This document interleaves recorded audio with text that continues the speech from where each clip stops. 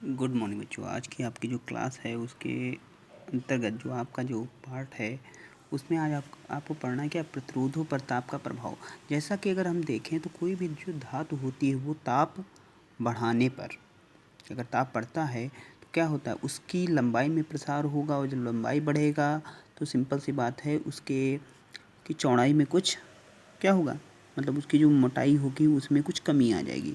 तो हमने पढ़ा था कि लंबाई बढ़ने पर प्रतिरोध बढ़ता है और उसकी जो जो पृष्ठ क्षेत्रफल होगा ये वाला, जैसे ये, ठीक है। मान लीजिए उसका जो तार की जो मोटाई है अगर वो कम होगी तो उसका प्रतिरोध, अगर वो कम होगी तो प्रतिरोध बढ़ जाएगा, ठीक है। तो अब यहाँ पे इसी पे आधारित कुछ बातें हैं वो आपको समझनी है। जैसे अगर बात करें तो शुद्ध धातु जो प्रतिरोध अगर है हमारा वो शुद्ध धातुओं से बना है, तो उसमें क्या ताप बढ़ाएंगे तो सिंपल सी बात है उसकी लंबाई बढ़ेगी। जो लंबाई बढ़ेगी तो मतलब प्रतिरोधकता बढ़ेगी। क्या प्रतिरोधकता, तो याद रखिएगा कि शुद्ध धातुओं में ताप बढ़ाने पर उसकी प्रतिरोधकता बढ़ती है, मतलब प्रतिरोध बढ़ेगा, और प्रतिरोध बढ़ेगा तो सिंपल सी बात है उसकी चालकता घट जाएगी। यहाँ पे एक रिलेशन है कि अगर मान लीजिए 0 डिग्री सेल्सियस पर किसी प्रतिरोध का जो प्रतिरोध था वो R0 था, तो T टेम्परेचर पे कितना RT हो जाता है। तो उनके बीच में ये एक रिलेशन है जहाँ पे इसे प्रसार गुणांक या धातु का प्रतिरोध ताप गुणांक कहते हैं, ठीक है।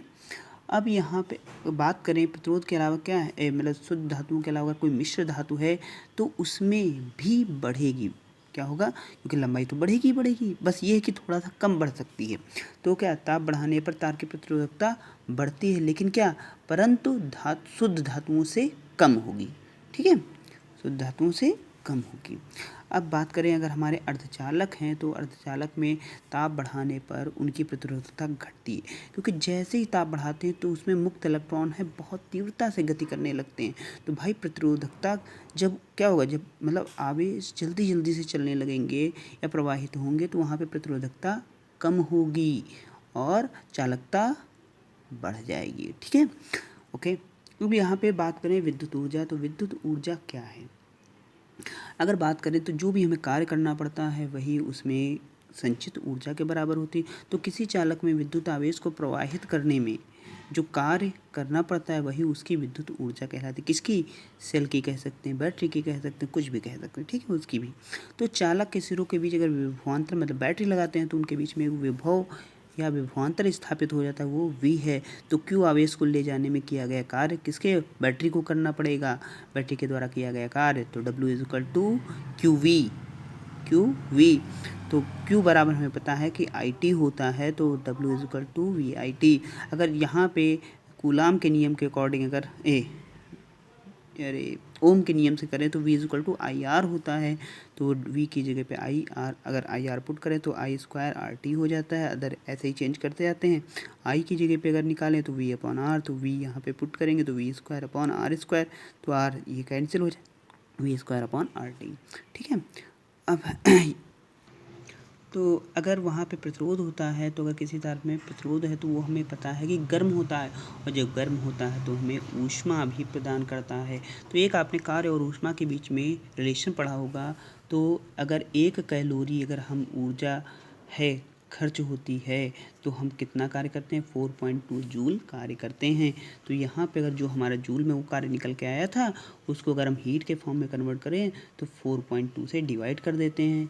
तो क्योंकि ऊष्मा का मात्रा क्या होता है, कैलोरी होता है, तो इसलिए कैलोरी में अगर कन्वर्ट करना होगा तब ये रहेगी। अगर जूल में ही कन्वर्ट करना होगा तो वही हमारे 4.2 से हमें डिवाइड नहीं करना होगा, तब क्या जूल में आएगा और ऐसे कैलोरी में हो जाएगा। वैद्युत शक्ति या सामर्थ्य की बात करें तो वैद्युत शक्ति या सामर्थ्य क्या है, किसी भी जो हमारे क्या बोलते हैं, जितने भी हमारे इलेक्ट्रिक इंस्ट्रूमेंट हैं उनकी कुछ ना कुछ पावर होती है। आपने देखा होगा बल्ब के ऊपर 100 वाट ये सब लिखा होता है, तो वो उसकी सामर्थ्य को बताता है, ठीक है। तो अगर उसको 220 वोल्ट अगर हम देते हैं, विभव देते हैं, तो उसका क्षमता कितनी रहेगी वो यहाँ पे रिप्रेजेंट। तो किसी भी परिपथ में, कौन से परिपथ, वैद्युत परिपथ में ऊर्जा का व्यय कौन करता है, कोई भी विद्युत यंत्र करता है। जैसे बल्ब हो गया, पंखा हो गया, ये सब क्या ऊर्जा की खपत ही तो करते हैं।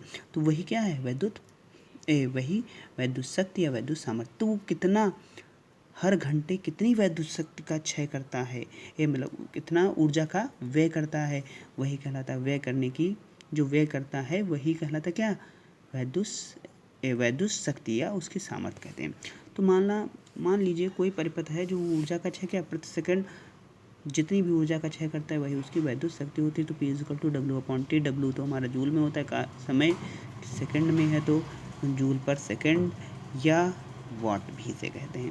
तो फिर वही चीज़ है, W बराबर क्या था V², एक था आई,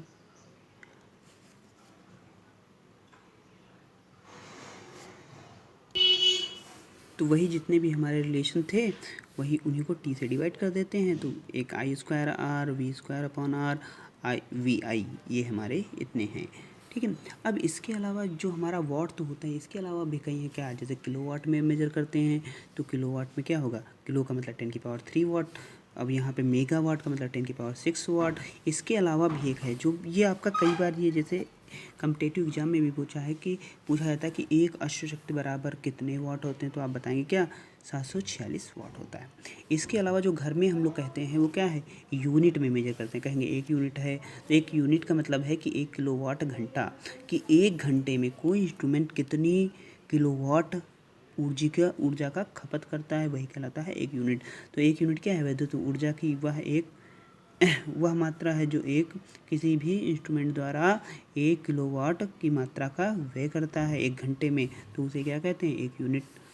तो एक यूनिट बराबर क्या होता है, अगर 1 किलोवाट घंटा, तो किलोवाट को अगर कन्वर्ट करें तो क्या आएगा, अगर इसे जूल में कन्वर्ट करना हो, जूल में कन्वर्ट करेंगे, यूनिट को जूल में करेंगे तो 3.6 × 10⁻6 जूल, ये पूरा उसका बताया गया, ठीक है। ओके जी, चलिए दो हमने क्वेश्चन आपके लिए बताए हैं। जैसे कि एक प्रेस है जिसका हमें प्रतिरोध दिया गया इतना है, उसमें बहने वाली धारा 5 एम्पियर है, तो प्रेस की सामर्थ्य क्या होगा, तो हमें प्रतिरोध दिया गया R बराबर 44 ओम, I बराबर इतना, तो P हमें निकालना है, P I²R होगा। तो यहाँ पे इवेलुएट करेंगे तो इतना आएगा। और यहाँ पे सबसे ज़्यादा क्वेश्चन है जो रेजिस्टेंस के इस टाइप से आते हैं कि कहेगा तुल्य प्रतिरोध बताइए, तो हम देखेंगे कि यहाँ से धारा चली, मतलब यहाँ से धारा कोई आएगी और आगे चलने के बाद दो भागों में, तो इसका मतलब ये दोनों क्या हो गए, समांतर क्रम में। तो हमें इस पूरे के बीच में बताना था, तो पहले ये दो, तो क्या इनका नामकरण कर लिया, R1 लिख दिया, R2 R3 कह दिया।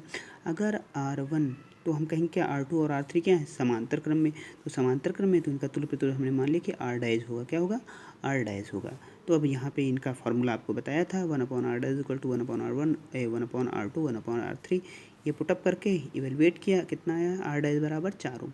अब यहाँ पे ये तो हमारा 8 रहा ही, लेकिन इन दोनों का कम्बिनेशन क्या हुआ, टोटल 4 ओम का प्रतिरोध, तो ये हमने लिख दिया समझाने के लिए कि इसका मतलब ये था, तो इस पूरे का मतलब क्या है, 4 ओम का। अब यहाँ से धारा जो आई तो इस पूरे का मतलब क्या था, इस पूरे का मतलब अगर 4 था तो ये इसके आगे जोड़ दिया हमने, कहा ये अब क्या हो गई, दोनों में धारा एक ही जाएगी, तो इसका मतलब दोनों क्या हो गए, श्रेणी क्रम में हो गए।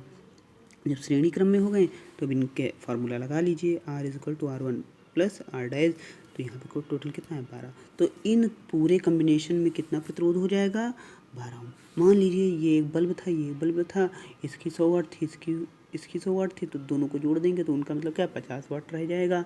और एक और बल्ब था जो उसके साथ में श्रेणी क्रम में जुड़ा था, तो उनका कितना हो जाएगा, ये 50 और ये 100 मिलकर के 150, तो इस तरह 150 ओम का प्रतिरोध होगा। चलिए बेटा, ओके, थैंक यू।